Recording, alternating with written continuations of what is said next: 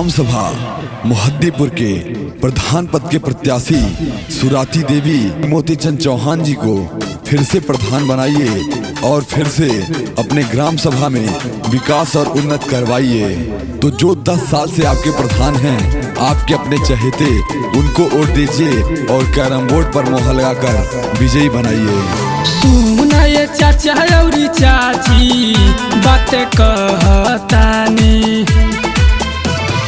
सुना ये चाचा और चाची बात कहतानी, मोती चंद के जीतैहा,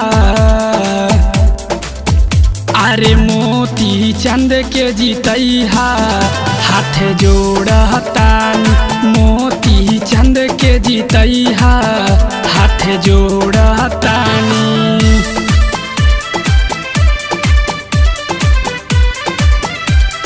मोती चंद जिंदाबाद जिंदाबाद जिंदाबाद, मोती चंद जिंदाबाद जिंदाबाद जिंदाबाद, सुराती देवी जिंदाबाद जिंदाबाद जिंदाबाद, मोती चंद सुराती देवी जिंदाबाद जिंदाबाद, मोती चंद सुराती देवी जिंदाबाद जिंदाबाद। जन जन के मिली अरे रोजी रोजी गरवा, कम करे कोई नहीं जाई अब बहरावा।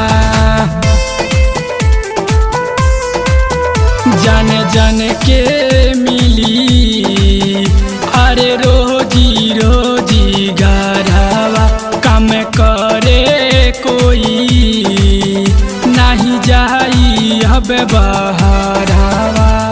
मोहद्दीपुर के करी है सुना हो भी कसवा, हाँ मोहद्दीपुर के होई सुना हो भी कसवा।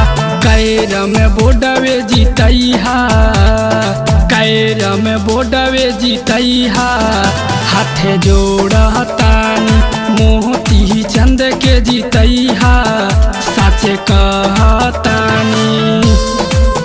Recording by SMID Music Laxmipur. माई चाची के भी अरे मिली अधिकारवा, हर समस्या के अब यह करी है उपचारवा। माई चाची के भी अरे मिली अधिकारवा, हर समस्या के अब यह करी है उपचारवा। सुराती देवी दूर करी है सब परेशानी, हाँ सुराती देवी दूर करी है सब परेशानी। कैरम बोडवे जीतैहा, कैरम बोडवे जीतैहा, हाथ जोड़तानी, कैरम बोडवे जीतैहा, हाथ जोड़तानी।